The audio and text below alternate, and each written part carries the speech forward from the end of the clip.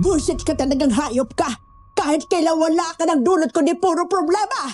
Kapag may nangyari dyan kay Popoy, talagang tatagpasin ko yung liig mong punyeta ka! Lola, alam kong malaking galit nyo sa akin. Pero maniwala kayo, hindi ako pumatay dun sa binatilyo. Wala po akong kasalanan. Hindi ako titigil hanggat hindi ako nakakaganti. Matapos ang ginawa mo sa anak ko, sisiguraduhin kong magdurusa ka! Bago natin simulan ng kwento, please like and share the video at huwag na ding kalimutang mag-subscribe.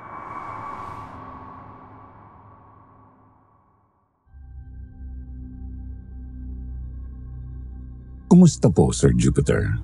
Ako po si Benjo, isang simpleng barker dito lang din sa Kamaynilaan.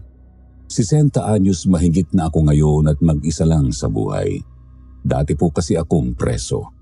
Dating masamang tao. Kaya pinili ko na ang isang mahirap na buhay nang makalaya ako. Sa isip ko kasi ay hindi bagay sa akin na makaahon sa buhay at maging masaya o masagana. Parusa ko na lang sa sarili ko. Pakiramdam ko nga ay hindi pa rin ito sapat bilang kabayaran sa lahat ng mga naagrabyado ko noon. Kasama na roon ang pinsan ko na naipahamak ko dahil sa katarantaduhan ko. Sisimulan ko ang kwento noong 28 anyos pa lang ako, Sir Jupiter. Isa akong pusakal na magnanakaw at holdapper noon sa isang syudad sa May Laguna. Kung bakit ko yun ginagawa ay dahil gusto ko lang. Ayokong magtrabaho ng mabigat. Gusto ko yung easy money, kumbaga. Tapos pinanggagastos ko lang sa mga bisyo ko. A, B, C, D. Alak, babae, sigarilyo, damo. Ngayong inaalala ko ang lahat ng mga kalokohan ko, naisip kong buti na lang pala hindi ako nakabuntis at nagkaanak. Dahil nga wala akong kwentang tao. Hindi ako karapat-dapat maging tatay. Mukhang may bagong pupunteriya na ako Mukhang mahirap pero sigurado sinasadya lang niyang magsuot ng pangkaraniwang damit. Alam kong may-ari yan ng ukay-ukayan. Akala mo may isan mo ko Masandan nga. Isang gabi may minanmanan akong negosyanteng babae. Galing sa tindahan nila ng ukay-ukay. Sinundan ko siya hanggang sa kanyang bahay. Hindi nga po ako nagkamali, Sir Jupiter. Medyo malaki ang bahay at siguradong mapera ang mga nakatira. Sabi ko na Siguradong tiba-tiba ako sa bahay na yan. Pero Hindi ako magkakamaling madaliin ang lahat. Sayang din kapag nabulaso ko. Nagmasid pa ako ng mga ilang gabi pa hanggang sa nakabisado ko na kung kailan sila nagpapatay ng ilaw. Doon na po ako kumilos. Dala ang isang matalas na piraso ng bakal at isang screwdriver. Umakyat ako sa bakod ng likod bahay kung saan mababa ang tsansang may makakita sa akin. Sinira ko ang seradura ng pinto sa likod at pumasok. Mukhang marami nga akong makukulimbat dito. Pero ba't ganito tong bahay na to? Kinikilabutan ako Langya. Sir Jupiter, bahagya akong kinilabutan sa bahay na yon, lalo na nang makarating ako sa bandang sala. Marami kasing iba't ibang mga rebulto at dekorasyong gawa sa kahoy. May mga rebulto ng mga santo, pero meron ding kung ano-anong mga simbolo. May nakita pa nga po akong mga itim na librito. Bahay ba to ng taga-kulto? Albularyo o ano? Ang bahala na. Nandito na ako. Itutuloy ko ng balak ko. Nagsimula akong maghalongkat sa mga gamit. Pinilit ko na lang na baliwalain ang konting gilabot na gumagapang sa kalamnan ko. Tiningnan ko yung TV rack, pati na ang divider sa gitna ng sala at kusina. Ilang minuto pa ay nakita ko ang isang maliit na supot na may lamang mga pera. May mga barya at may mga papel. Pinasadahan ko ng mabilis ang bilang, halos 20,000. Naghalungkat pa ako. Unti-unti nang tumitindi ang kilabot ko sa lugar. Sana pala ay pinakinggan ko na noon ang kutob ko. Siguro ay hindi na ako nakagawa ng matinding kasalanan hanggang sa may nakita akong isang maliit na kahon. Gawa po iyon sa tanso at nasa mga isang dangkal ang lapad. May kandado pero nagawa ko namang baklasin gamit ang screwdriver. Binuksan ko yun at nanlaki ang mga mata ko sa nakita. May laman iyong mga alahas na gawa sa ginto at pilak. Mga kwintas, pulseras, hikaw at singsing. May isa rin doon na mukhang anting-anting, gintong bilog na may kung anong simbolo na di ko maintindihan. Nakasabit iyon sa kwintas na gawa sa simpleng tali. Swerte! Nakarami ako. Paniguradong malaking kikitain ko kapag nabenta ko tong mga alahas. Kailangan ko nang makalis agad.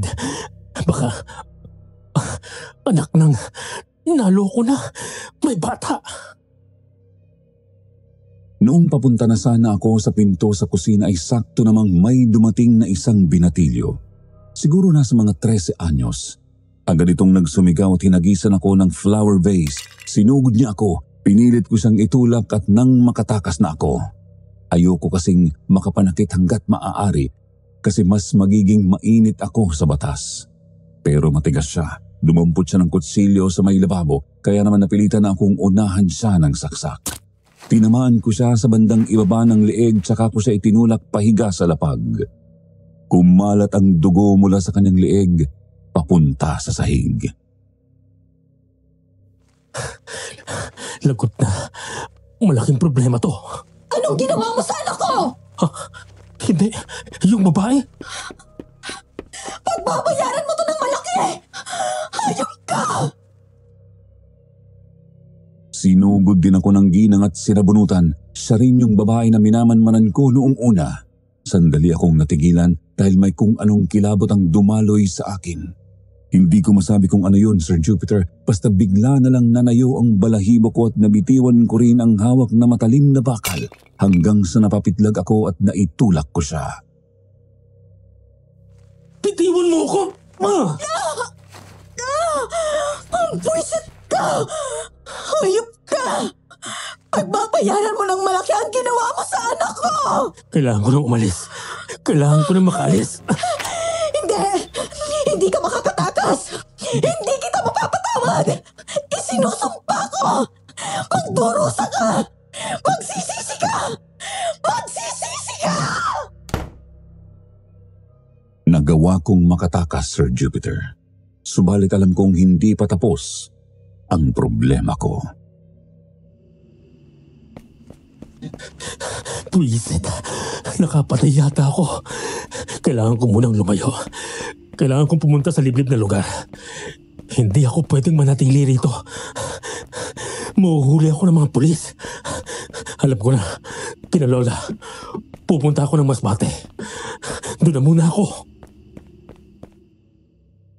Yun nga po ang ginawa ko. Nag-impake ako ng konting mga damit.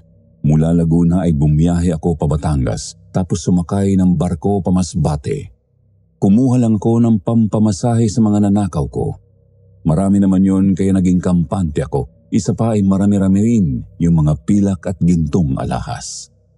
Sa tansya ko ay aabuti ng mahigit 100,000 kapag naibenta ko lahat. Pagkababa ko ng barko ay hindi na ako nagpahinga. Tuloy-tuloy na akong bumiyahe papunta sa liblib na baryo ni na Lola. At nakarating nga po ako noong mag-aalas 5 na ng hapon.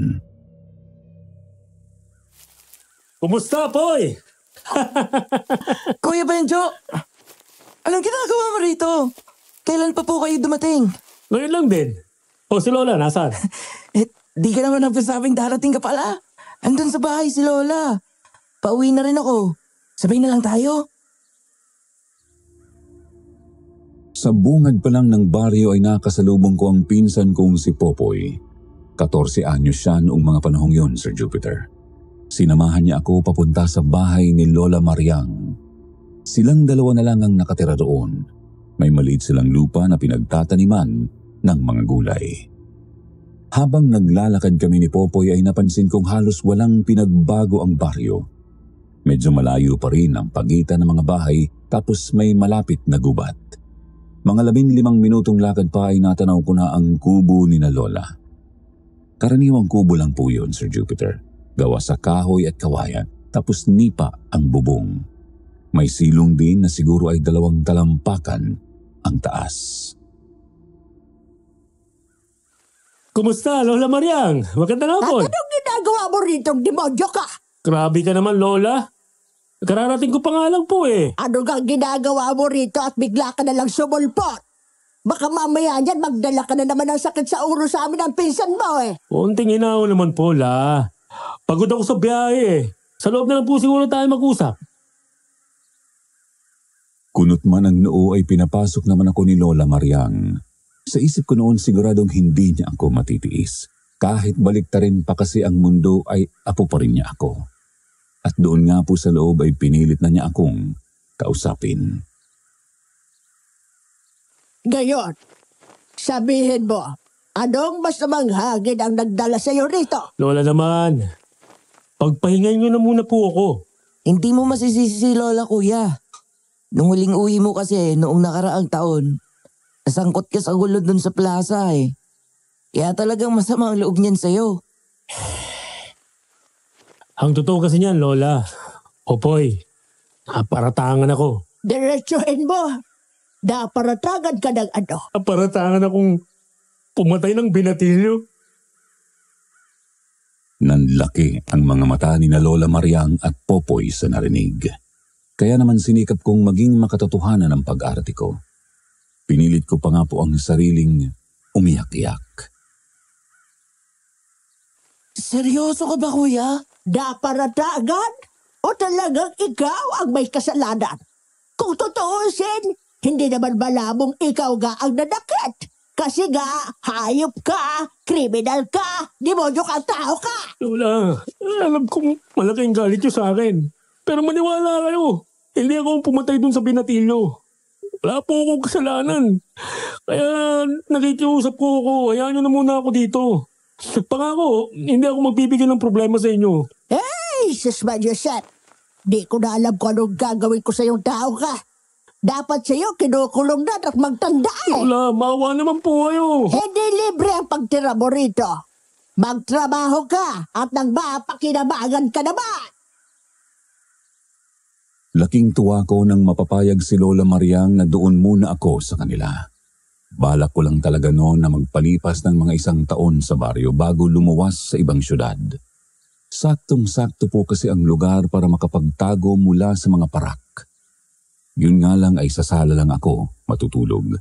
Iisa lang kasi ang kwarto sa maliit na kubo at silid yun nina Lola at Popoy. Ayos ka lang dito, kuya.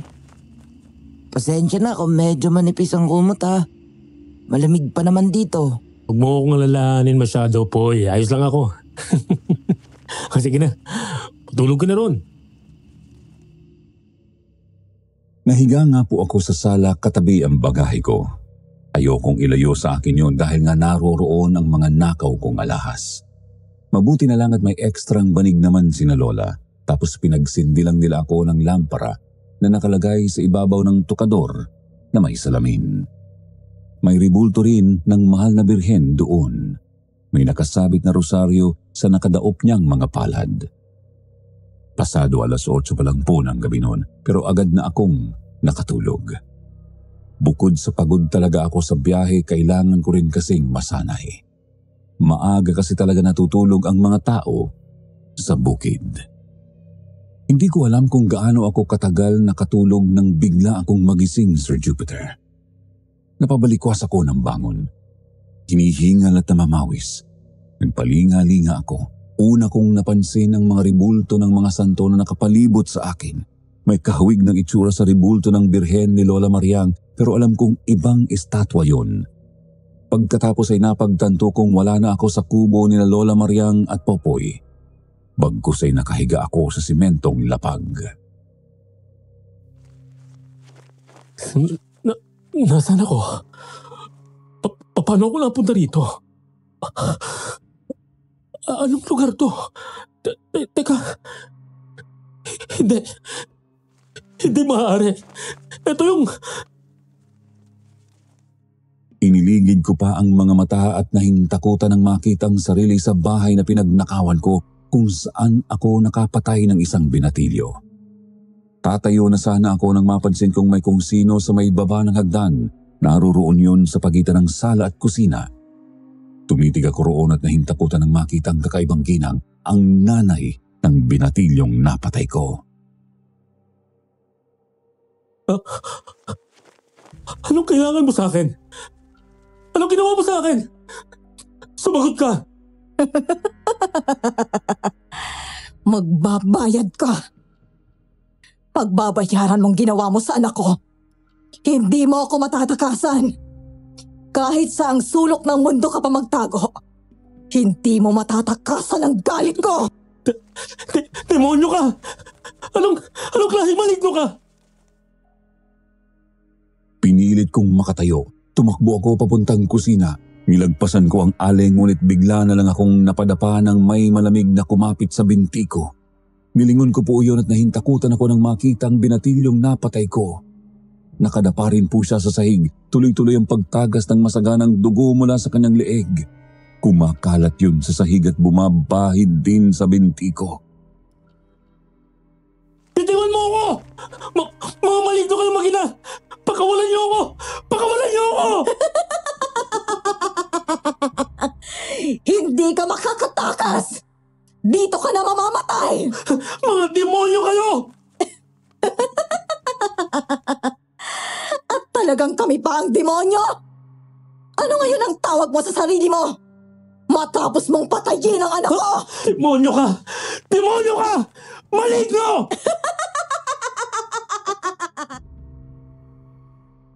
Pinilit kong magpumiglas. Pinilit kong alisin ang binti ko mula sa kanyang pagkakakapit. Subalit hindi po talaga siya bumibitiw. Sa halip ay unti-unti siyang gumagapang paibabaw sa katawan ko. Kasabay din noon ay hindi ko na maikilos ng maayos ang kalamnan ko, kaya maski ang paggalaw ng mga braso at kamay ko ay hindi ko na magawa. Tuloy ay hindi ako makapalag ng maayos sa kung anumang multo o maligno. Tuloy-tuloy lang din sa nakakarinding tawa at panunumbat ang kakaibang alis sa pandinig ko kahit hindi ko na siya makita noong mga sandaling yun. Ilang sandali pa nagawa ng pumaibabaw ng binatilyo sa likod ko, iginapang niya ang napakalamig niyang palad sa leeg ko at sinimulan niya akong sakalin habang nananatili akong nakadapa.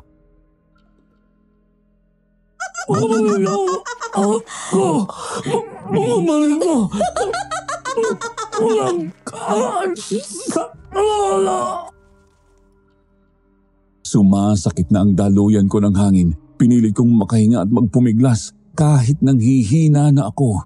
Sinubukan kong magsumigaw ng saklolo pero wala na ring lumalabas na boses sa bunganga ko. Wala na akong nagawa noon kundi ang sumuko na lang, pumikit at nag-abang sa mga susunod na mangyayari. Oy, gise! Batugan! Maligno! Pusit na taong to. Maligno pinagsasabi mo dyan? Ako na nga nagpatuloy sa'yo rito. Ako pa sasabihan mong maligno? Lola, pasensya na po. Binangungot lang ako. Binabangungot ba ang isang buhay na bangungot na tulad mo? Lola naman. Tumigil ka sa salamin at maintindihan mong sinabi ko. Hala, sige, bagad! Tulungan mo ang pinsan mo magpakain ng mga alagang hayop! Bilis! Batugan! Ang taas-taas ng araw ay naghihilik ka ba? Kahit antok at tinatamad pa ay napilitan akong bumangon. Pinilit kong alisin sa isip ang bangungot na parang totoong-totoo talaga. Tinulungan ko si Popoy na magpakain ng mga alaga nilang manok at isang baboy. Pagkatapos ay nag-almusal kami at agad na ngang umalis. Pupuntahan namin ni Popoy ang sinasabi ni Lola na may-ari ng koprasan na si Mang Dolpo. Kung ganoon, totoo palang nagbalik ka na naman, Benjo! Opo, Mang Dolpo. Kahapon lang po ako dumating. Yun nga pang pakiusap ni Lola Mariang Mang Dolpo. Kung pwede raw, ay papasukin dito sa kuprasan si kuya. Ay, pwede naman. Yun nga lang masama talaga ang kutob ko dyan sa pinsan mo Alam mo naman, nagsakatawang taong sakit sa ulo yan Grabe naman ho kayo, Mang Dolpo. Magbabagong buhay na nga po ko Ay, siya, sige. Tanggap ka na. Basta, isang pagkakamali mo lang. At tanggal ka na kaagad. Ayoko ng dagdag problema. Maliwanag ba, Benjo? Sir Jupiter, inasahan ko ng magiging masama ang tingin sa akin ng mga tao sa liblib na baryo. Hindi ko naman sila masisisi kasi totoo namang masamang tao talaga ako. Lalo na noong mga panahong iyon. Noong huling punta ko nga roon ay may nakasapakan akong taga-baryo. Mabuti na lang at tinanggap naman ako ni Mang Dolpo sa kanyang kuprasan. Mabuti na rin yun para makapagsimula ng buhay habang nagtatago. Ang totoo ay balak kong umiwas sa gulo noon hanggat maaari. Kailangan ko kasi talagang maiwasang maamoy ng mga alagad ng batas.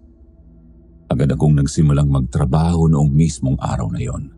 Walang problema sa akin dahil kaya ko namang umakyat ng puno ng nyog.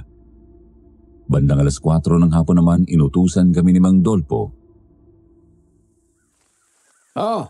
Ihatid din niyo ito doon sa suki ko sa kabilang baryo. Alam na ni Popoy ang daan papunta roon. Ikaw na ang sumama sa kanya, Benjo.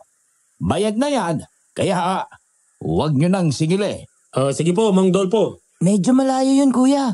Bilisan natin, para hindi tayo abutin ng gabi. Nakakatakot pa naman sa gubat pag dilim. Aba, kung dati ay ang tapang-tapang mo kailan ka pa naging ganyan May nangyari lang po kasi noong nakaraang taon kuya. Anong nangyari?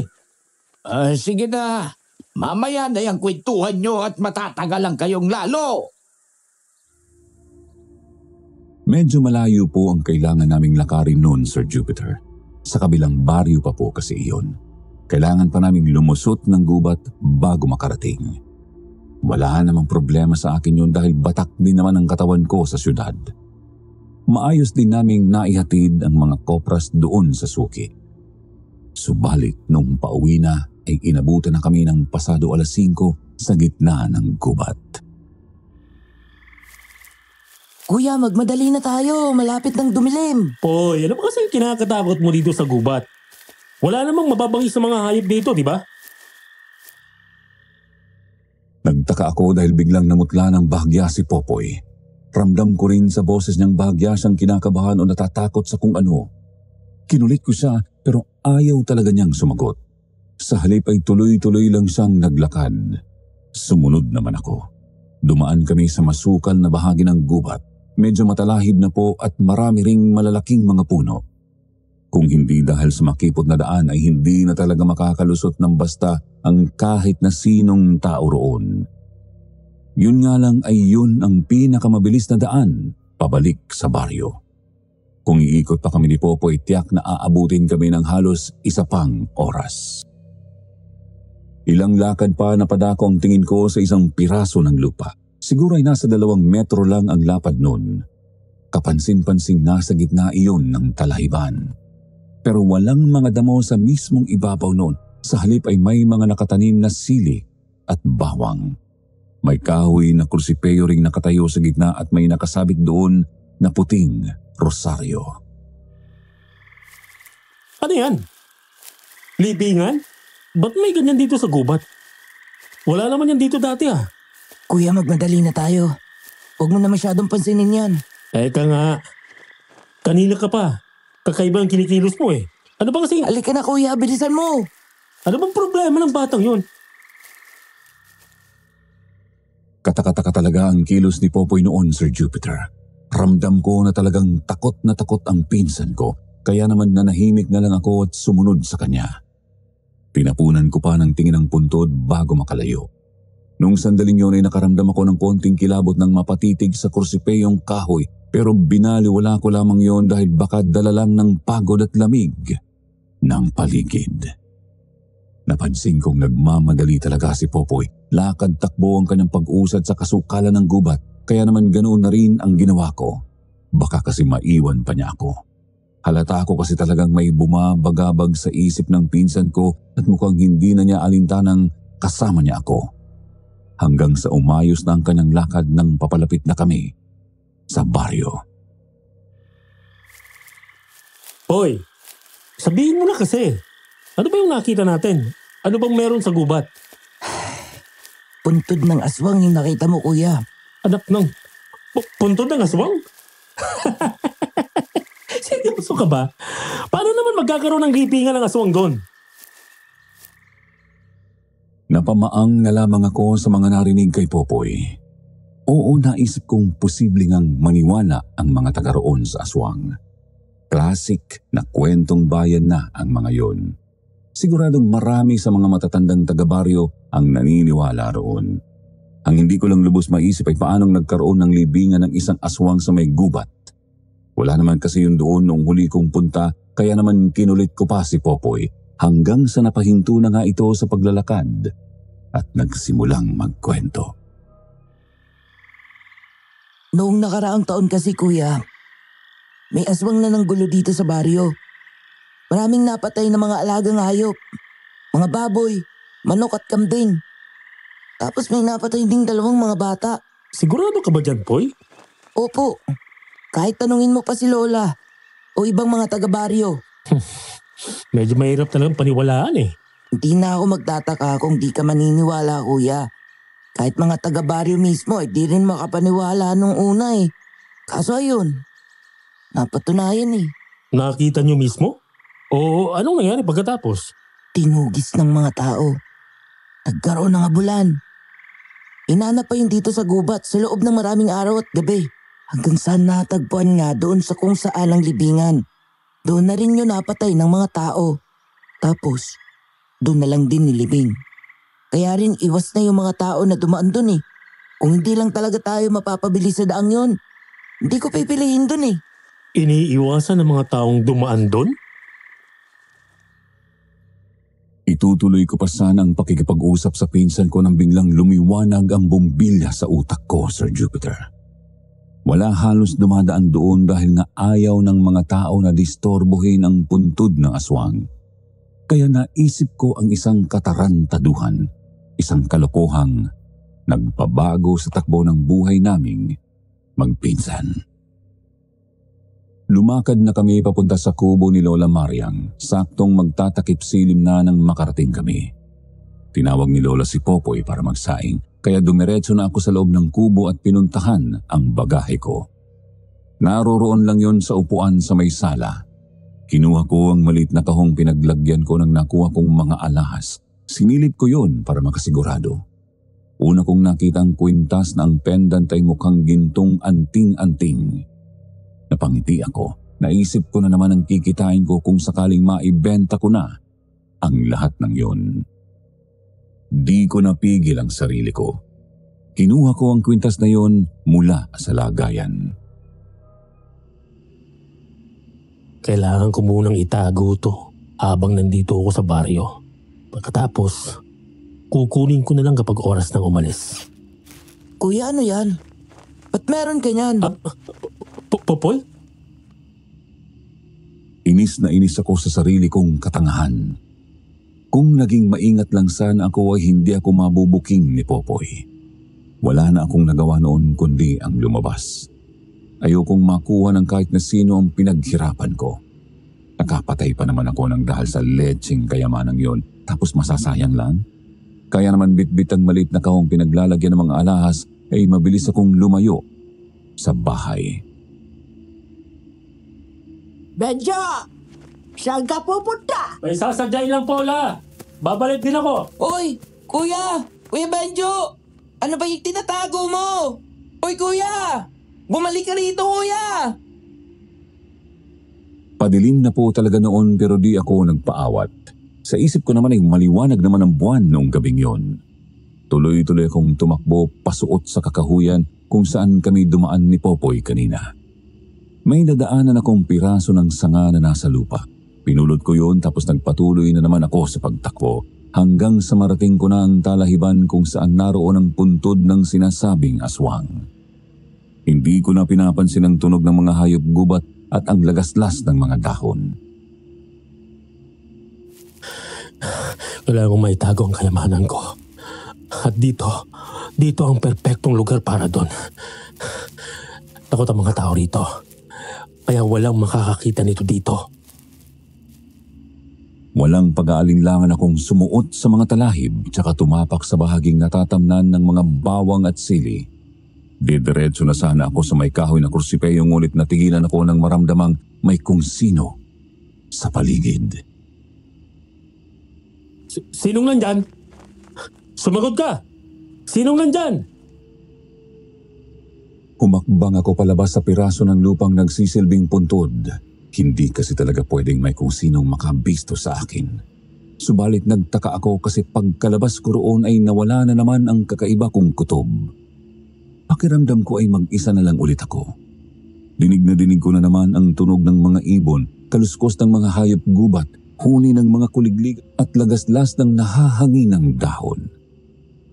Pinasadahan ko ng isa pang tingin ang paligid bago ako bumalik sa puntod at doon ay kumabog na naman ang dibdib ko, Sir Jupiter. Ito bang nangyayari sa akin? Ba't pa ako kinakabahan ng ganito? Bahala na. Wala namang ibang tao sa paligid. Itutuloy ko na to. Pinilit ko ng baliwalain ang masama kong pakiramdam. Lumapit ako sa kursipeyong kahoy. Kita kong hanggang tuhod ko po ang taas nun. Pansin ko rin ang puting rosaryo na nakasabit doon. Sa sandaling yun ay hindi na ako nag-alinlangan. Binunot ko yun at agad kong hinukay ang kinatitirikan nitong butas sa lupa. Palingon-lingon ako habang naguhukay dahil baka may mapadaan malapit doon. Todo na rin ang dagundong ng dibdib at pamamawis ko. Nung nasa isang talampakan ang lalim ng maliit na butas ay inilagay ko na roon ang maliit na kahon, subalit nang tinatabunan ko na ang butas ay...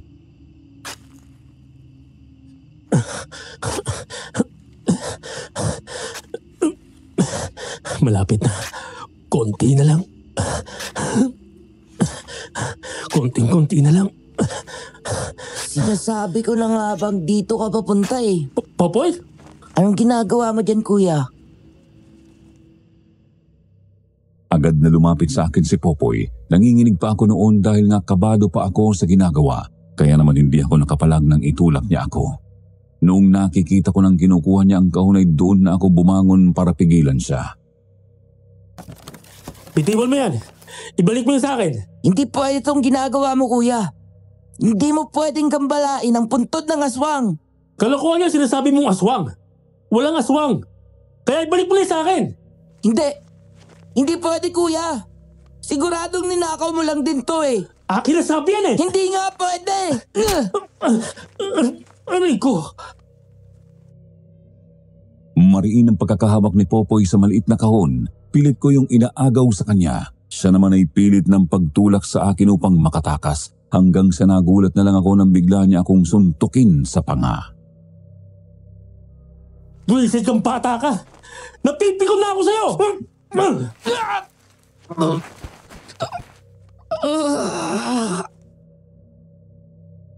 Naitulak ko ang pinsan ko pahiga sa lupa at agad ko siyang sinipa sa tagiliran. Sir Jupiter, nanlaki ang mga mata ko nang makitang dumudugo ang ulo ni Popoy. Natanto kong tumama pala siya sa isang bato ng maitulak ko at dahil nga ulo niya ang napuruhan ay agad tumagas doon ang marami-raming dugo. Nabahiran ng konti ang kursipeyong kahoy at ang mismong lupa ng puntod. Nakita ko ring napigtas na pala ang puting rosaryo at kumalat na ang mga beads nito sa lupa. Di ko alam kung paanong nangyari yun gayong hindi ko naman ginalaw ang rosaryong yun nang alisin ko ang kahoy na krusipeyo. Aalalayan ko sana si Popoy na makatayo ng magulantang ako sa bigla niyang pagdaing. Popoy! Popoy! Anong nangyayari sa'yo? Boy!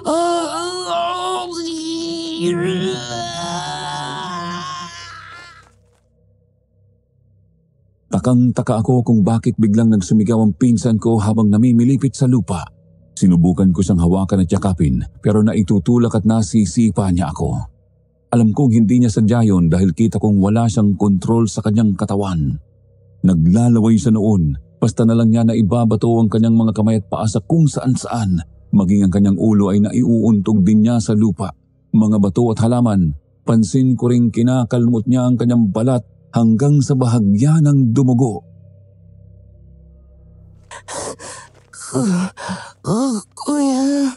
Kuya Benjo. Popoy? Ano bang nangyayari sa'yo? Kasalanan mo to. Kasalanan mo to, kuya. Popoy! Noong sandaling yun ay nawala na sa isip ko ang mga kayamanan. Oo, masama akong tao pero mahal ko ang pinsan ko. Kaya naman noong mawalan siya ng malay, dali-dali ko siyang binuhat.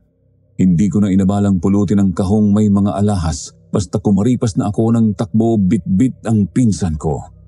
Pinaha ko ang masukal na gubat pabalik sa baryo. Popoy, kumapit ka. Ano ba kasing nangyari sa'yo? Kailangan namin makauwi agad. Kailangan mailigtas ang pinsan ko. Tuloy-tuloy lang ako sa pagtakbo, Sir Jupiter. Yun ay kahit pagod na ako, lalo't buhat ko noon si Popoy hanggang sa makarating na nga ako sa may baryo. Dumiretso ako sa kubo at sinalubong ang nagngangalit na bulyaw ni Lola Mariang. Lola! Lola, si Popoy! Anong nangyari sa pinsan mo? Hindi ko po alam. Ewan ko, basta nag-away kami doon sa may punto ng aswang. Tapos, naitulak ko siya at nauntog ang ulo niya sa bato. Tapos ayun, hindi ko na alam ang nangyari. Basta, bigla na lang siya namilipit at nahimatay. Bullshit ka talagang hayop ka. Kahit kailan wala ka ng dulot kundi puro problema. Kapag may nangyari dyan kay Popoy, talagang tatagpasin ko yung liig mong punyeta ka. Hindi na ako nagdahilan. Oo, nalilito pa rin ako at hindi kumbinsido sa sinasabi nila tungkol sa aswang, pero naiintindihan ko ang galit ni Lola Mariang. Totoo man kasi ang aswang o hindi, nag-away kami ni Popoy at iniisip ko noong nahimatay siya dahil sa pagkakauntog sa bato. Nilapag ko ang pinsan ko sa papag sa kanilang kwarto ni Lola. Si Lola naman ay dali-daling lumabas, kumuha ng mga dahon ng bayabas, bumalik sa kubo at pinakuluan ang mga pinitas. Lola, kailangan na nating pumunta sa bayan. Kailangan na nating isugod si Popoy sa ospital. Huwag po kayong mag-alala. Akong bahala sa bayarin. Isara mo ang mga bintana at pinto. Isara mong maigi. Po? Bilisan mo na! Huwag kang makupa! Opo. Takang-taka ako sa inatas ni Lola Mariang. Imbis kasi na isugod na namin ang pinsan ko sa bayan ay sinabihan pa niya akong isaradong maigi ang buong kubo. Sinunod ko na lang siya. Sinarado ko ang pinto at mga bintana. Tinali ko ring maigi ang bawat kawad ng mga yon. Lola, ano po ba kasing nangyayari kay Popoy? Ipaliwanag nyo naman po sa akin. Alam ko, ako, kasalanan ko to pero pakiusap. Manahimik ka! Nalilito man ay sumunod na lamang ako. Naupo ako sa papag nila Lola at Popoy doon sa kanilang kwarto. Pinagmamasdan ko lang si Lola na ginagamot ang sugat ni Popoy sa ulo. Tinignan ko ang pinsan kong wala pa ring malay. Pinulsuhan ko siya. Maayos naman ang pintig ng kanyang pulso, tibok ng puso at banayad din ang paghinga. Ilang sandali pa natigilan ako nang biglang kumalabog ang puso ko. Bigla ring nanlamig ang kalamnan ko at napalunok ako ng laway. Kasunod noon ay may narinig akong mga yabag sa bakuran. Ay kung sinong nagpapalakad-lakad paikot sa kubo. Andito na siya. Sino po, Lola? Sino po bang nasa labas? Hindi mo gugustuhin malaman. Isa pa, di ka rin naman maniniwala eh. Sa isip ko noon, Sir Jupiter, baka may kung sinong gago lang na gustong manloob sa kubo. Subalit iba ang sinasabi ng kalooban ko. Pakiramdam ko ay may bumubulong sa aking nasa matinding panganib kami. Ilang sandali pa na ulinigan na lamang naming may tumakbo sa silong ng kubo. Kasabay noon ay sumambulat din ng napakasangsang na amoy. Animo ay may naglagay ng nabubulok na bangkay sa ilalim mismo ng kinaroroonan naming kwarto. Lumabas tayo ng kwarto. Dalhin mo si Popoy, dali. Opo, Lola. Diyos ko, itaboy nyo daw ang aswang na yan palayo sa apo ko. Taranta kong binuhat si Popoy palabas ng silid. Kinikilabutan ako sa kung anong hindi ko alam. Pumunta kami ni Lola sa may sala. Ngunit naulinigan naming sumunod din doon ang kung anumang nasa silong. Pumunta kami sa may kusina at sumunod pa rin ito sa amin. Todo na ang pananalangin ni Lola Mariang, maging ako ay napapasambit na rin sa pangalan ng Panginoon at ng mahal na Birhen kahit pa duda ako kung papakinggan ba nila ang isang tulad ko. Hanggang sa nagulat na lamang ako nang mapabulyaw si Lola Mariang. Kasunod noon ay bigla ring nanginig ng husto si Popoy. Lumayas ka nga, aswang ka! Hindi ako natatakot sa'yo! Lubayan mo ng abo ko! Layuan mo si Popoy!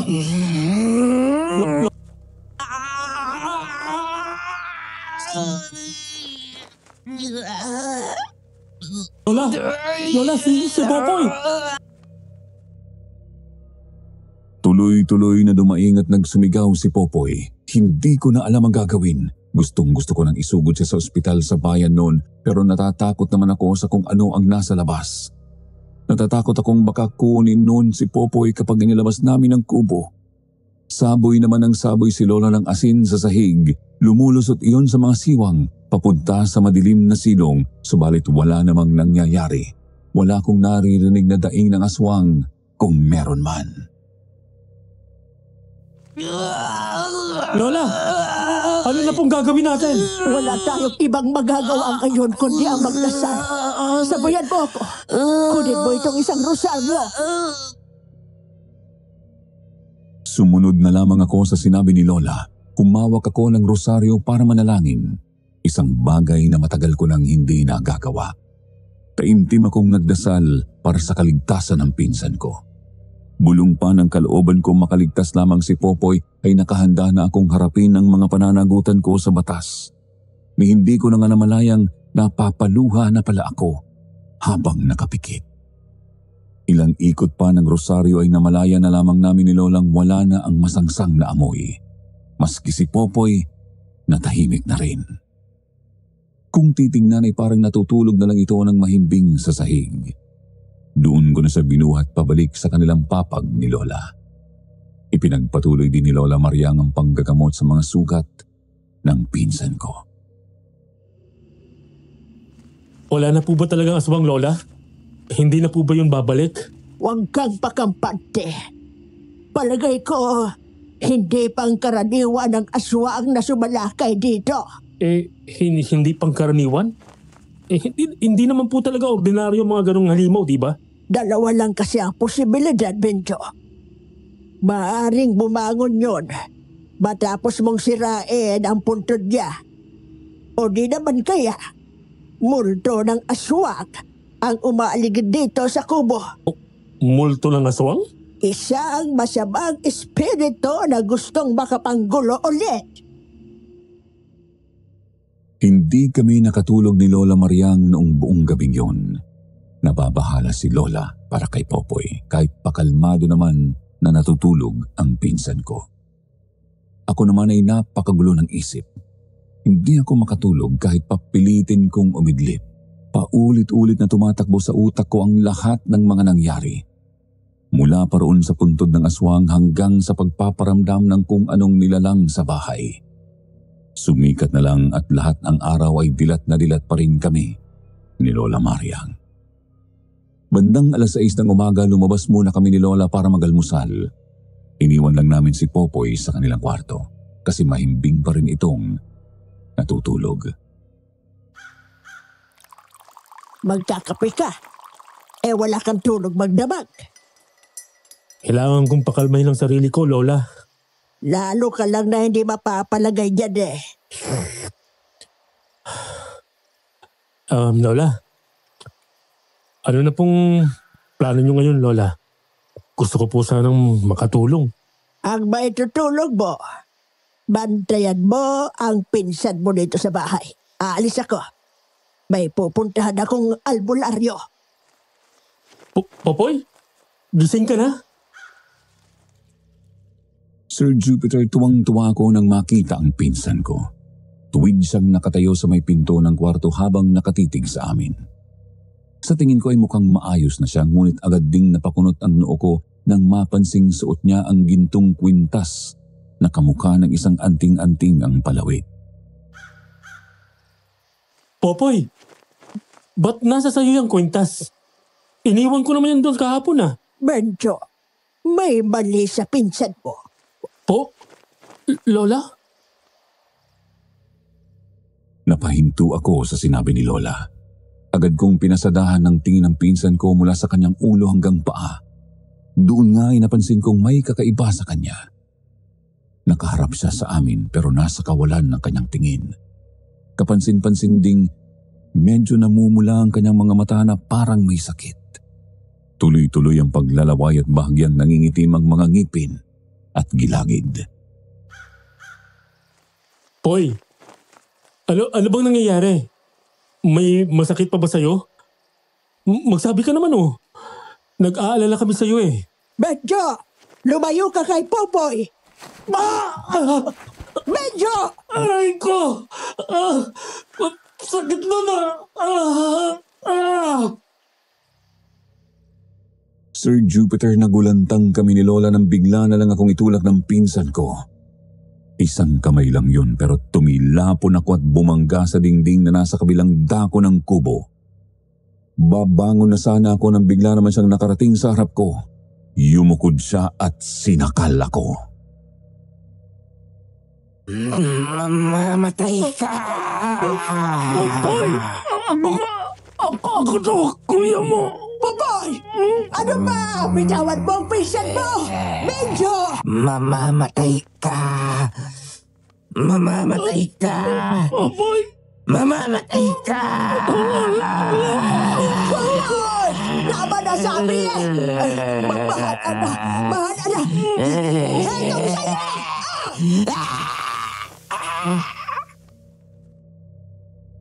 Naghumiyaw si Popoy nang hinagis sa kanya ni Lola ang lalagyan ng asin. Kita kong nagngalit ang mga ngipin nito. Napatingin siya kay Lola. Ang akala namin noon ay susugurin niya si Lola, ngunit bigla na lang siyang kumaripas papunta sa bintana tsaka lumundang palabas. Sus mo, Joseph! Benjo! Sundan mo ang pinsan mo, bilis! Opo, Lola! Dali-dali ko pong sinundan si Popoy sa labas ng bahay, ngunit agad siyang nawala sa paningin ko. Gayunpaman ay hindi ako sumuko, Sir Jupiter. Sinuyod ko ang buong baryo. Maging sa gubat ay pumunta na rin po ako. Lakas loob akong lumapit sa puntod ng aswang pero wala rin siya roon. Wala akong nakita kundi ang nakatumbang krusipeo, kalat-kalat na butil ng rosaryo at ang butas na hindi natapos takpan. Naroon din ang kahon ng mga alahas sa isang tabi. Popoy! Nasaan ka na ba? Umuwi ka na! Bumalik ka na sa amin! Popoy! Popoy! Andito ka ba? Poy! Popoy! Gumulong ang umaga at tanghali. Hindi ko mahanap si Popoy. Lumipas na lang ang alauna at 2:00, wala pa rin talaga. Hanggang sa sumapit ang 3:00 ng hapon. Napabalik ako doon banda sa libingan ng aswang. Sir Jupiter, nagulat ako dahil tuyot na piraso ng lupa ang nadatnan ko. Tuyong-tuyo ang lupa ng puntod na parang nababad sa matinding tag-init. Nalanta na rin ang mga pananim na bawang at sili roon kasama na ang mga talahib na nasa mismong gilid ng libingan. Wala na rin ang kahoy na krusipeo sa kinalalagyan nito, sa halip ay isang tumpok ng abo ang naroroon. Anong nangyari dito?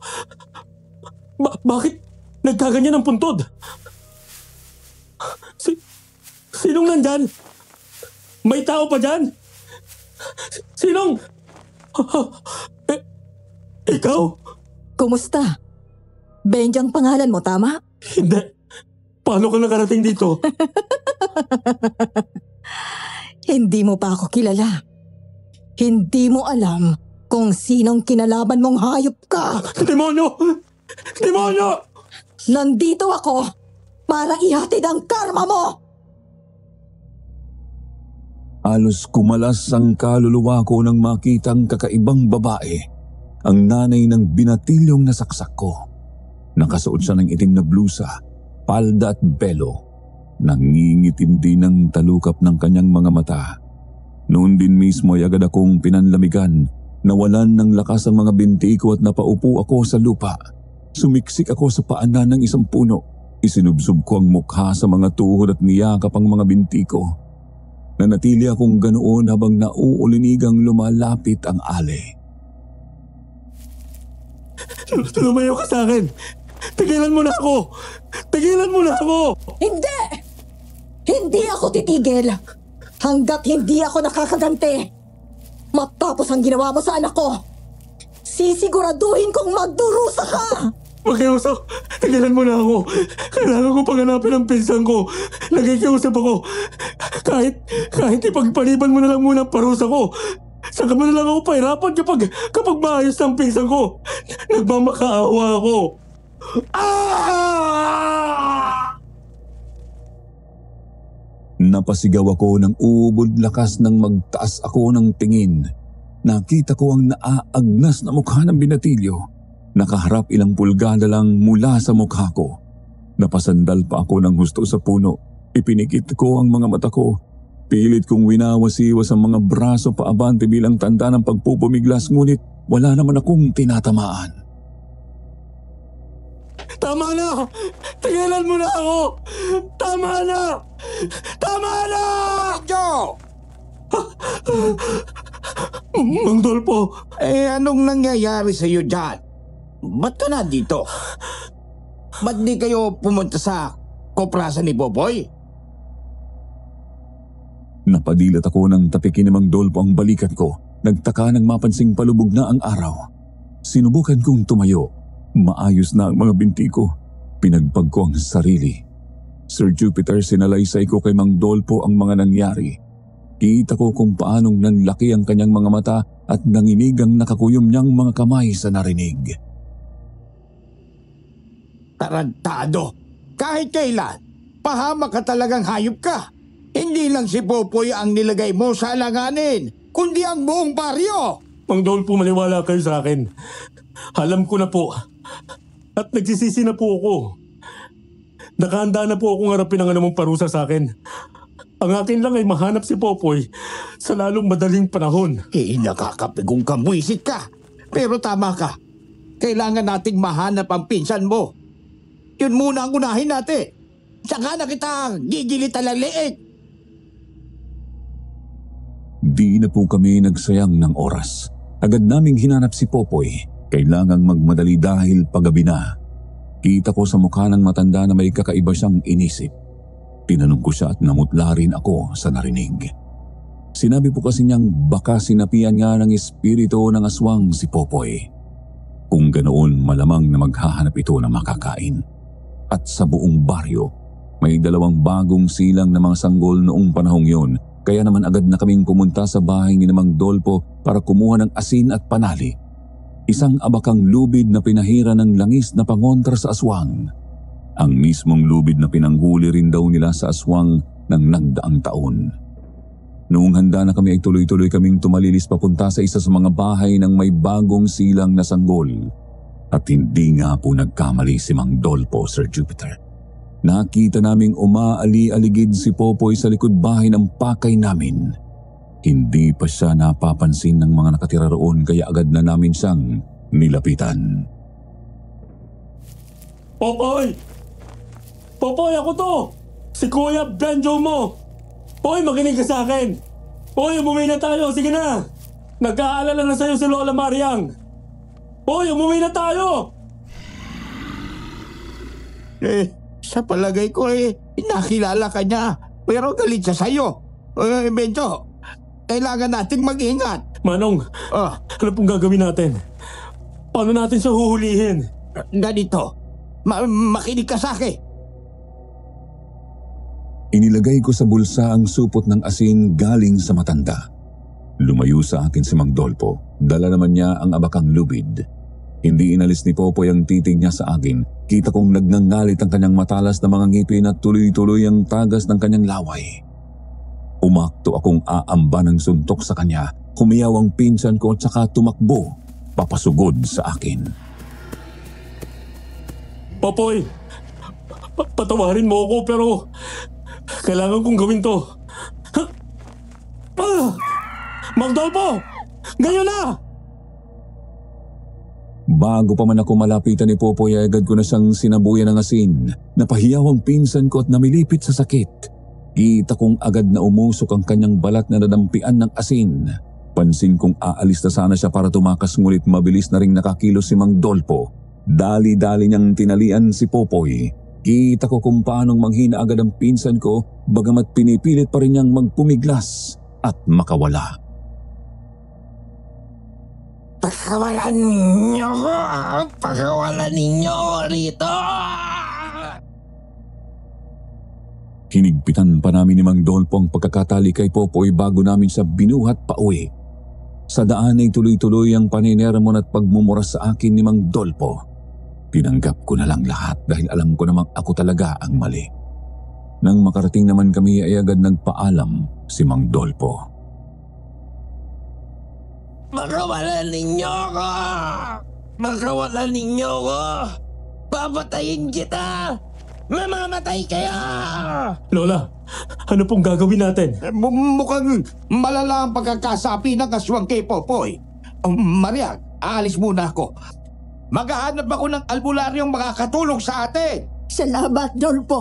Pasensya ka na sa abala. Pero wala na kami pwedeng mahinga ng tulong. Pagkalabas ng may-ari ng koprasan ay sinarado kong maigi ang mga pinto at bintana ng kubo. Pagkatapos ay umupo na ako malapit kay Popoy. Naroroon lang siya sa sahig ng sala, malapit sa tokador na may lampara at tribulto ng mahal na birhen. Naiiyak akong makita siyang pilit nagpupumiglas sa pagkakatali. Ilang minuto pa ay inaya na ako ni Lola Mariang na magrosaryo. Kailangan naming magdasal para sa kaligtasan ng pinsan ko. Walang pag-aalinlangan naman akong tumango. Agad din kaming lumuhod sa sahig, bali nasa harap namin si Popoy at katabi naman niya ang tukador na nagsisilbing altar. Nakalapag naman sa sahig sa tabi ni Lola ang isang garapon ng asin. Pakawalan ninyo ako sabi! Pagsisisihan nyo itong paggapos sa akin! Magsisisi kayo! Sumasampalataya ako sa Diyos ang makapangyarihan sa lahat na may gawa ng langit at lupa. Sumasampalataya naman ako kay Jesucristo, isang anak ng Diyos, Panginoon nating lahat. Tuloy-tuloy ang pananalangin namin, Sir Jupiter. Taimtim akong umaasang sana dinggin ng Panginoon ang dasal ko. Oo, hindi ako karapat-dapat para sa kanyang pagpapala pero sana iligtas niya si Popoy. Tuloy-tuloy kami sa pananalangin natapos namin ang isang ikot ng rosaryo. Hindi kami tumigil. Muli kaming nagsimula ng panibagong misteryo. Subalit nang malagpasan namin ang unang 3 abagi noong Maria ay nagulat na lamang kami nang lalong magsumigaw si Popoy. Patayin ko kaya! Mamamatay kaya! Mamamatay! Mamamatay kaya! Popoy! Hindi! Makakawala na siya sa pagkakatali! Muling sinabuyan ni Lola Mariang ng asin si Popoy. Noon ay nakita kong lalong nagngalit ang pinsan ko. Lalo niyang pinilit ang sarili na makakawala hanggang sa tuluyan na nga niyang maputol ang lubid. Mga walang iya kaya! Pinahirapan ninyo ako! Apo ko! Mananagot kayo sa akin! Babalik ako! Babalik ako! Babalik ako! Lola! Patayin ko kayo! Dali po kayo!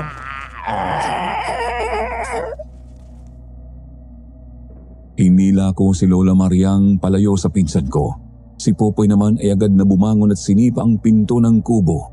Gawa lang yon sa mababang uri ng kahoy kaya mabilis iyong nawasak. Noon din ay hindi na ako nag-isip. Dali-dali ko siyang sinundan sa labas bago pa man siya mawala sa paningin ko. Popoy! Bumalik ka! Benjo! Mag-iingat ka! Ibalik mo si Popoy! Tuloy-tuloy akong sumuot sa kakahuyan. Sa tulong ng malamlam na liwanag ng buwan, natatanaw ko ang pinsan ko kahit mabilis siyang nakalayo. Tinodo ko ang takbo ko. Kulang na lang ay paliparin ko ang sarili ko sa gitna ng masukal na gubat. Subalit nabigo rin ako, Sir Jupiter.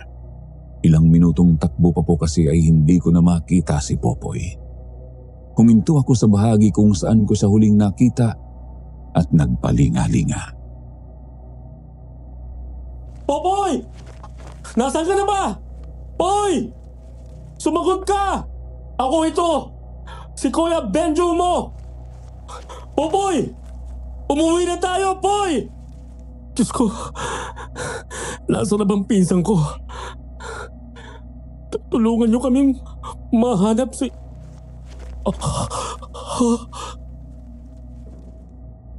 Napahinto ako nang bigla na namang bumigat ang pakiramdam ko. Nahintakutan ako nang mapagtantong baka naririyan na naman ng kakaibang ginang. Nagtiim ang mga bagang ko. Naisip ko kasing hindi ako pwedeng maabala ngayong kailangan kong mahanap si Popoy. Nagpalinga-linga ako ulit at pinakiramdaman ang paligid. Lalong nanayo ang balahibo ko nang mapagtantong may mga nagmamasid sa akin. Hindi ko nga lang matukoy kung saang dako sila naroroon. Hanggang sa nagulantang na lang ako nang bigla kong lundagan at kumbabawan ng pinsan ko. Mamamatay ka! Ay, Popoy! Anong gagawin mo sa akin? Poy! Kasalanan mo to! Kasalanan mo to! Wag!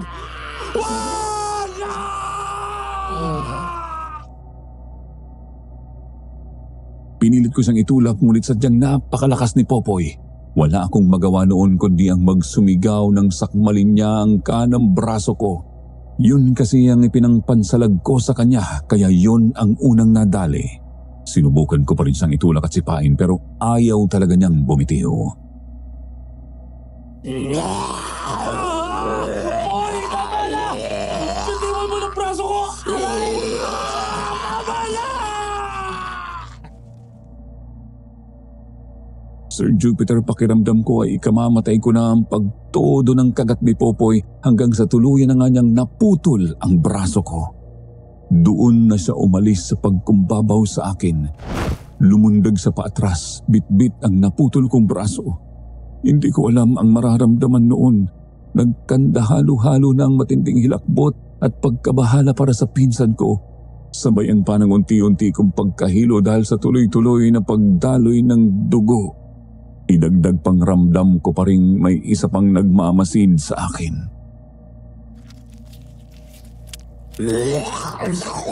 Popoy! Ano bang nangyayari sa'yo? Ano pa bang nagawa ko? Kasalanan ko to. Kasalanan ko ang lahat ng ito. Sir Jupiter, kitang-kita ko kung paanong kinain ni Popoy ang laman ng putol na braso ko. Halos panawan na ako ng ulirat noon. Ayoko lang bastang bumitiw dahil baka tuluyan akong pumanaw nang hindi nasisigurong ayos na ang pinsan ko. Sinubukan kong bumangon pero hindi na talaga kaya ng katawan ko. Muli kong ibinaling ang nanlalabo kong paningin kay Popoy at nahintakutan nang mapansing nasa likod na niya ang kakaibang ginang. Lumapit siya sa pinsan ko. Lumingon sa kanya si Popoy. Sisigawan ko na sana si Popoy na tumakbo at tumakas nang ngunit nakita ko na lang na idinikit ng babae ang kanyang palad sa noo ni Popoy. Noon din, Sir Jupiter, agad na nawalan ng malay ang pinsan ko. Hayop ka! Anong ginawa mo sa pinsan ko? Anong gagawin mo sa kanya? Lumayo ka kay Popoy. Kung gusto mong gumante, ako na lang. Huwag na siya. Nabulunan ako ng laway nang tumitig sa akin ang babae. Hindi siya nagsalita. Ipinako ko lang din sa kanya ang mga mata ko. Gusto kong bumangon at lapitan si Popoy pero hindi ko na talaga kaya. Sa halip ay unti-unti nang nilamon ng dilim ang paningin ko at nawalan ako ng malay. Nang magising ako, nasa sala na ako ng kubo ni Lola Mariang. Sa kabilang dako ay nakita kong nakahiga si Popoy at hindi gumagalaw. Mabuti at gising ka na rin. Lola, paanong napunta ako rito? Kanina lang. Anong kanina? Mahigit 24 oras ka ng tulog. Hindi ka nagising kanina umaga at hapon. Hanggang sa heto, sumapit na ulit ang gabi. Mabuti na lang at hindi pa ako nakakalabas ng baryo nang magtawag ng saklolo itong si Rona. Kaya ako na rin ang tumulong na madala kayo pa uwi. Mabuti, nagkabalay ka na. Dahil may mahalaga kaming sasabihin sa iyo. Bakit nandito ang babaeng yan? Umayos ka, Benjo. Si Rhoda ang nagligtas sa inyo ni Popoy. Kung hindi siya nagtawag ng tulong sa baryo, malamang naubusan ka na ng dugo sa gubat. Dapat kapag ang mahiya, tinulungan ka niya matapos mong patayin ang kanyang anak. Nanlamig lalo ang kalamnan ko nang makita ang babae sa loob ng kubo. Noong una ay hindi ko maintindihan kung bakit niya kami iniligtas ni Popoy. Lalo pa akong naguluhan nang malamang sinabi na pala niya kay Lola Mariang na siya ang nanay ng napatay ko. Subalit agad ko ring naunawaan ang mga bagay-bagay nang magsimula siyang magpaliwanag. Hindi ko itatanggi. Isa akong albularyang gumagamit ng itim na kapangyarihan. Natuntun kita rito sa pamamagitan ng pagtatawas na isinagawa ko at sa tulong na rin ng dilim. At nandito ako para bigyan ng katarungan ang ginawa mo sa anak ko. Kung ganun, bakit mo pa ako tinulungan? Dapat hinayaan mo na lang akong maubusan ng dugo sa gubat. Dahil hindi sapat na mamatay ka. Ang dapat sa'yo, magdusa ng matagal. Pero ayokong idamay ang pinsan mo. Kaya tutulungan ko siya. Tutulungan kong maalis ang espiritu ng aswang na nakasapi sa kanya sa isang kondisyon. Kondisyon? Pagkatapos kong mapagaling ang pinsan mo, sasama ka sa akin sa Maynila at susuko ka sa batas. Payag ako.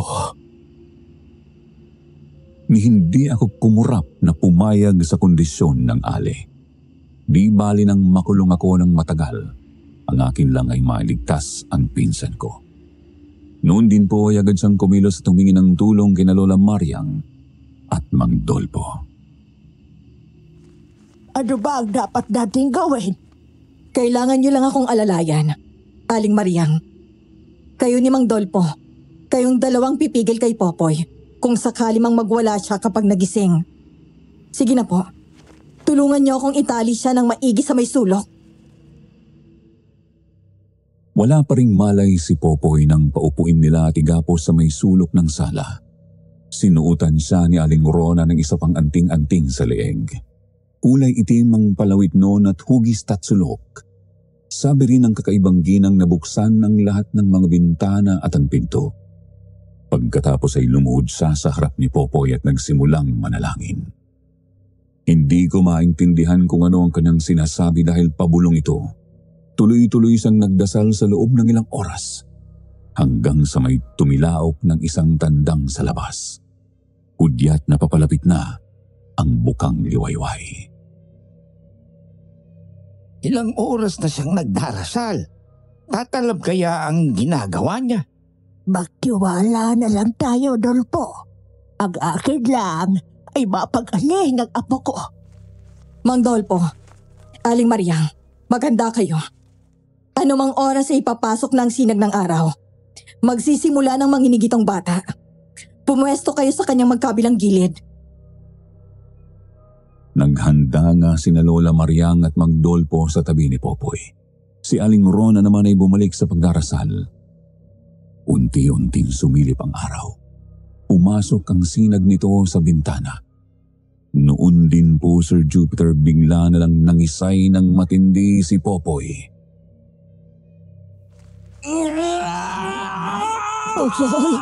Popoy, apo ko. Pigilan niya lang siyang maigi. Sa gagawin ko, ay lalo siyang magpupumiglas. Maganda kayo. Inilapat ng kakaibang alay ang kanyang palad sa mukha ng pinsan ko. Lalong nanginig si Popoy. Ang mga ungol niya ay tuluyang naging pagsusumigaw, ngunit pansin kong nakapikit pa rin ang kanyang mga mata.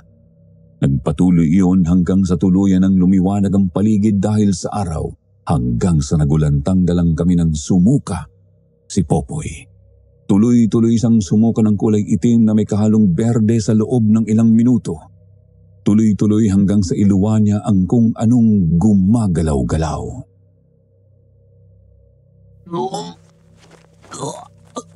Ano yan? Ha? Itim na sisiw. Totoo ba itong nakikita ko? Galing niya sa loob ng katawan ni Popoy. Lola, Apo ko! Lola Mariang. Nahimatay lang siya dahil sa pagkaubos ng lakas niya. Pero huwag kayong mag-alala. Ayos na siya. Wala nang sumpa ng aswang sa kanyang katawan. Ngayon, kailangan ko na lang itong tapusin. Hinubad ni Aling Rona ang anting-anting na ikinuwintas niya kay Popoy. Pagkatapos ay idinikit niya ang palawit noon sa itim na sisiw na nasa likidong isinuka ng pinsan ko. Agad-agad ay umusok iyon. Umalingasaw ang napakabahong amoy na katulad ng patay na daga. Ilang sandali pa, napamaang na lang kami nang makitang nalusaw ang itim na sisiw at pumahalo sa suka ni Popoy. Tapos na. Tuluyan ang namatay ang espiritu ng aswang. Ay, Diyos ko. Maraming salamat. Ang akala ko talaga ay mawawala na sa akin ang tuluyan ng apo ko. Pasensya na, Rona, ha? Pero ako ay magtatanong lang. Wala na ba talaga ang espiritu ng aswang? Paano kung may manggulo na naman sa libingin nito? Hindi nyo kasi dapat nilibing ng gano'n ang aswang. Kapag nakapatay kayo ng ganyang halimaw, ang pinakamainam na gawin ay ilagay sa isang banga ang abo o ang katawan nito. Pagkatapos ay ihagis sa malalim na bahagi ng dagat. Pero sa ngayon ayos na. Wala na kayong dapat ikabahala tungkol sa aswang na yon. Hindi na siya babalik. Pinagpahinga muna ni Lola Mariang si Aling Rona. Ako man ay natulog na rin muna upang makabawi ng lakas. Mabuti na lang at epektibo naman ang panggagamot ng kakaibang ginang. Hindi na nga po kasi dumugo ang putol kong braso. At pagsapit ng hapon ay nagising na rin ang pinsan ko. Lola, ano po ba talaga nangyari? May konti akong naalala, pero malabo. Sa palagay ko mas mabuti nang hindi mo maalala ang lahat, Poy. Totoo yun. Pero huwag kang mag-alala. Ikikwento ko pa rin naman sa iyo, paunti-unti. Aalis na ako, Aling Mariang. Sigurado ka ba, Rona? Nakapagpahinga ka naman ng maigi. Sasama na po ba ako sa inyo, Aling Rona? Dito ka muna. Magpagaling ka. Babalik ako makalipas ang 3 buwan para sunduin ka. At huwag mong tangkaing tumakas. Matutuntun din kita. Kahit saan ka pa magtago. Huwag ko kayong mag-alala, Aling Rona. Hindi ako tatakas. Haharapin ko ang parusang dapat sa akin. Sa loob ng 3 buwan ay nanatili nga po ako sa baryo ni na Lola Mariang. Habang nagpapagaling ay inabala ko ang sarili sa mga bagay na kaya kong gawin ng isa na lang ang braso. Pinagpapasalamat ko na lang din naman na hindi naman galit o masama ang loob ni Popoy sa akin. Bagamat nalulusaw pa rin ako sa hiya sa tuwing naalala ko ang lahat. Makalipas ang 3 buwan ay bumalik nga po si Aling Rona. Tumupad ako sa kasunduan. Sumama ako kay Aling Rona pabalik ng Maynila. Hinatid pa nga po ako ni na Lola Mariang at Popoy. Doon, sumuko ako sa batas. Pinagsilbihan ng hatol sa akin sa loob ng halos 30 taon. Sa ngayon nga po ay nakalaya na ako. Huli kong balita kay Aling Rona ay noon pang maibaba ang hatol sa akin sa korte. Pagkatapos noon ay wala na akong narinig tungkol sa kanya. Si Popoy naman po ay nakapag-aral sa magandang universidad. Naging inhinyero at ngayon ay may sarili ng pamilya. Nasa Catanduanes na po sila nakatira ngayon. Paminsan-minsan ay dumadalaw ako pero mas pinipili kong manatili rito sa Maynila. Mas ginusto ko ang buhay kung saan hinaharap ko ang isang mahirap na buhay ng mag-isa. Isang buhay na parusa ko para sa sarili ko. Hanggang dito na lang po ang liham ko, Sir Jupiter. Maraming salamat po kung sakaling mababasa man ninyo ang liham kong ito.